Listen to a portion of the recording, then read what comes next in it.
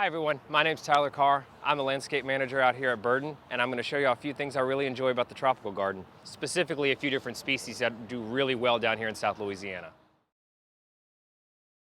One of my favorite plants to put out here in the tropical garden are, of course, bromeliads. There's a lot of different varieties that'll grow really well, and a few species that are really cool too. You have neoregelias. They have more of a rosette form and seem to be a little bit more colorful. We have acmeas, and we also have ananas, which are pineapples. They all grow just about the same out here. Some need a little bit more light and some need a little bit more shade, but for the most part, if you've got the ideal conditions for one, you could pretty much grow all of them in your yard. Plumeria is another favorite out here in the tropical garden. Loves full sun, and it gives you that kind of look of Hawaii out here. Amazing smell too. It'll remind you of almost your favorite tropical tanning lotion. I love it. Another tropical garden favorite is going to be ginger. We have a lot of different ones out here. Specifically, alpini is a nice one. You normally don't get to see the flower every year because we usually have too cold of a winter for it, but this year you can actually see it and it looks great. This is actually a pinstripe is the variety on this, Alpinia formosa pinstripe. Other great species to grow in your yard are going to be Hedychium, Costus, Curcuma. That's going to be butterfly ginger, that's going to be spiral ginger, and that's going to be hidden ginger, respectively. Most of them can all be found in your local nurseries. Okay, another really interesting plant we have out here, and it's not the most cold hardy, so you usually want to bring it in every year, but it's going to be the Staghorn Fern. It looks really, really neat, and it'll turn anything outside kind of into your own personal jungle. It attaches to bark.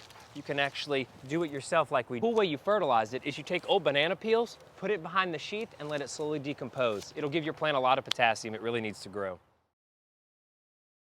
All right, now I'm going to show you how to do something really fun, and it's to make your own mounted staghorn, just like the one you saw in the garden.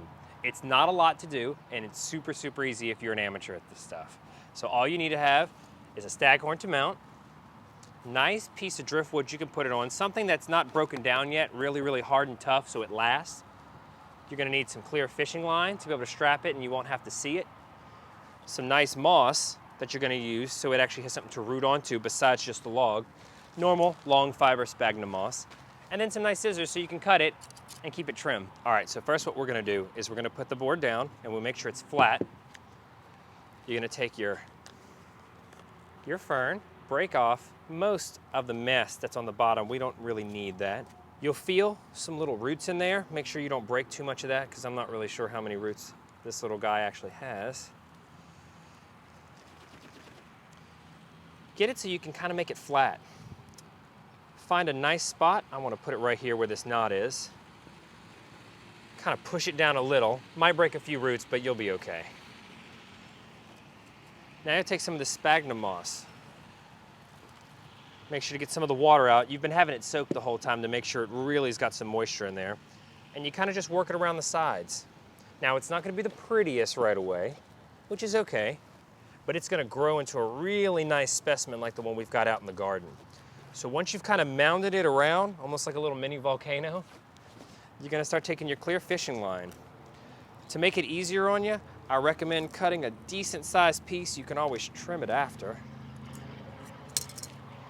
And what I like to do is I wanna get one nice piece right in the center, not hurting really any leaves, but just so it kind of secures it. I'll work it under on one side to pull it back up, and I'll give it a tie.